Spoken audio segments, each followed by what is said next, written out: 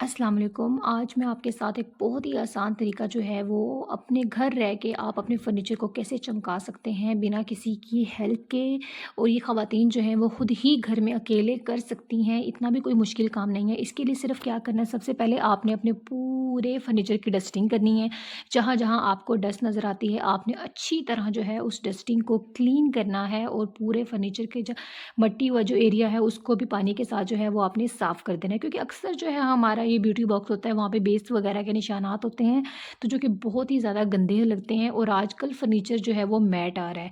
तो यहाँ पे ये है एक बॉटल जो मैं लेकर आई थी 1 पाउंड शॉप से, और ये कोई महंगी नहीं है, सिर्फ 1 पाउंड की ये बॉटल है। और यकीन करें पाकिस्तानी कोई 200 या 70 रुपये बनते होंगे। आपने क्या करना है, जहाँ जहाँ आपको डस्ट नज़र आएगी आपने पहले पूरी डस्टिंग कर ली और वहाँ पे ये वाटर स्प्रे करनी है। स्प्रे करने के बाद फिर आपने एक कपड़े से जो है ये फैला देनी है, और फिर एक आपने स्पंज लेना है। स्पंज से आपने जो, क्योंकि फर्नीचर जो है वो हमारे आजकल ऐसे हैं उसके इनर पार्ट तक वो कपड़ा जो है नहीं जाता, तो आपने स्पंज की मदद से जो है उसके अंदर तक जो है ना आपने कोने जो खुदरे जो हैं वो अच्छी तरह साफ़ कर देने हैं। और अभी आप देख लें कितना प्यारा ये चमक रहा है। पहले वो देख लें डस्टी एरिया, और जहाँ जहाँ ये पॉलिशर जो है वो लगता जाएगा और वहाँ वहाँ जो है वो शाइन जो है वो बढ़ती जाएगी। मेरा मैट फर्नीचर है, फिर भी जो है इसके ऊपर बहुत चीज़ें जो है वो जल्दी प्रोमिनेंट हो जाती हैं। यकीन जाने इतना गंदा लगता है ना, कुछ भी पानी गिरता है वो भी जम जाता है और बहुत ही अजीब लगता है। अब आप क्या करते हैं, आप घर रह के जो है अपने काम कर सकते हैं। और ये बॉटल जो है आप कह लें कि कोई ज़्यादा महंगी नहीं है, सिर्फ 1 पाउंड की ये बॉटल है। और आपकी ये बॉटल जो है आप कह लें कि कोई 10-15 मरतबा आप फर्नीचर कर लो कि साफ, पूरे घर का, पूरे मोहल्ले का, पूरे ख़ानदान का, तब भी ये बॉटल ख़त्म नहीं होगी, क्योंकि ये बहुत थोड़ी सी जो है बिल्कुल थोड़ी सी यूज़ होती है।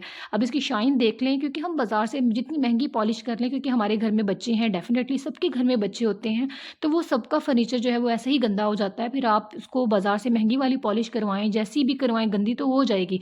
तो क्यों ना आप अपने घर पे ये 1 पाउंड वाली पॉलिश लेकर आएँ, इससे पूरे घर का फर्नीचर भी चमकाएँ। अब यहाँ पे देखें, ये मेरा ब्यूटी बॉक्स है, यहाँ पे जो है हाथ वगैरह, बेस वगैरह, जब भी मेकअप वगैरह करती हूँ तो बेस के हाथ जो हैं वो लग जाते हैं। और मैट फर्नीचर होने की वजह से जो है ये बिल्कुल जम जाता है और वाइट वाइट सी लुक आती है। मैंने पानी से इसको साफ़ करने की काफ़ी ट्राई की थी, लेकिन बिल्कुल भी नहीं। तो यहाँ पे जो है वो मैंने शाइनर पॉलिश जो है वो ज़्यादा लगाई है, ताकि वो जल्दी से, अब देखें उतर चुकी है सारी। अब आपको दिखाऊँगी, यहाँ पे बिल्कुल ये नीट हो जाएगा।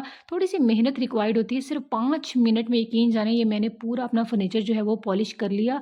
और अल्हम्दुलिल्लाह, अल्हम्दुलिल्लाह इतना खूबसूरत लग रहा था। ईद से पहले जो है वो ईद हो गई, क्योंकि मेहमान आते हैं ईद पे, आप कह लें कि तो बहुत बुरा लगता है अगर फर्नीचर गंदा होता है। और यहाँ पे ये मेरी बेडशीट है, ये मेरी शादी की बेडशीट है, ये मुझे बहुत प्यारी लगती है। ये मैं तभी बिछाती हूँ जब मुझे जो है वो अपना पूरा घर जो है वो नीट और क्लीन नज़र आता है, तभी मैं इस बेडशीट को बिछाती हूँ, क्योंकि इससे जो है वो पूरे कमरे की लुक जो है बदल जाती है। तो ये है फाइनल लुक मेरे पूरे कमरे की। अल्हम्दुलिल्लाह बहुत ही प्यारा साफ़-सुथरा सा फर्नीचर मेरा हो गया। बिल्कुल कैसे देखें चमक रहा है, और ये 1 पाउंड में पूरा फर्नीचर जो है वो मैंने साफ़ किया है और 5 हाँ मिनट जी, लगे हैं तो मुझे। यहाँ पे सारे काम हो जाने के बाद जो है अब अफ़्तारी का टाइम स्टार्ट हो चुका था। अफ़्तारी में जो है वो मैंने पुलाव बनाया था। पुलाव जो है वो बहुत ही मज़े का लगता है, यकीन जानें बहुत ही सादा-सा होता है और टेस्टी सा होता है। तो यहाँ पे आज मेरा दिल कर रहा था पुलाव बना लूँ। पुलाव जो है वो मैंने एक साइड पे रखा, उसके बाद जो है वो मैंने यहाँ पे ज़र्दा बनाया, क्योंकि ज़र्दा जो है वो पुलाव एक देसी सा कॉम्बिनेशन है और बहुत ही ज़्यादा मज़े का लगता है। जल्दी से बताएँ कमेंट में किस-किस का जो है ज़र्दा पुलाव जो है वो फ़ेवरेट है, क्योंकि एक देसी है। अच्छा जी, उसके साथ-साथ मैं कहती हूँ एक समझदार औरत जो है वो सारे काम इकट्ठे मैनेज करती है, कि कैसे आप सारा दिन क्योंकि पहले घर के काम घर के मैनेज कामों के साथ-साथ जो है हमें अपने किचन को भी लेकर चलना पड़ता है। किचन भी हमारा बहुत ज़्यादा ज़रूरी है, क्योंकि खाना पकाना, और कहते हैं कि मर्द के दिल का रास्ता जो है वो उसके पेट से होके गुज़रता है। तो भई यहाँ पे खाना भी बहुत ज़रूरी है। अगर हमें चाहिए कि हमें अपने हस्बैंड जो है उनके दिलों में जगह बनानी है, तो हमें उनके लिए अच्छे-अच्छे खाने भी बनाने होंगे। तो यहाँ पे जो है मैं अपने हस्बैंड के लिए पुलाव और ज़र्दा जो है वो बना रही थी। और क्योंकि रोज़ा भी था, और ये रोज़े की ही सौगातें हैं, रमज़ान मुबारक की प्यारी-प्यारी सौगातें हैं, कि आप जो है इतनी मज़े-मज़े की डिशेज़ जो हैं और वो डेली बनाते हैं। और आप उसके डेली चाट, क्योंकि चाट भी जो है वो बहुत ज़्यादा टेस्टी लगती है। और रमज़ान की बरकतें ही कुछ ऐसी हैं, कुछ अल्लाह पाक के करामात हैं, कि अल्लाह पाक ने इस मुबारक माह में अपनी इतनी रहमतें नाज़िल कर दी हैं। और एक समझदार औरत जो है वो अपनी तमाम चीज़ों को मैनेज भी ईज़िली कर लेती है, क्योंकि अक्सर हमारे पास इतने ज़्यादा आप कह लें कि पैसे नहीं होते, लेकिन चीज़ों को मैनेज करना जो है आना चाहिए। इंसान अगर अक्लमंद है ना, तो वो सब काम मैनेज कर लेता है।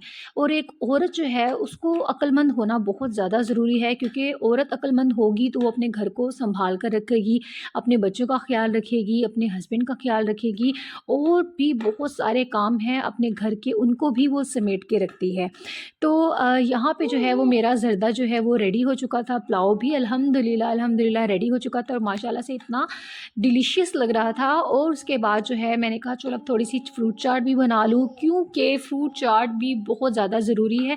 अब इसमें जो है वो मैं आलू जो है और मैकरोनी जो है वो बॉयल करके ऐड करती हूँ, जो कि बहुत ही ज़्यादा टेस्टी लगती है। आप भी ये ऐड कीजिएगा फ्रूट चाट में, वो एक बहुत ही मतलब यम्मी सा टेस्ट आता है।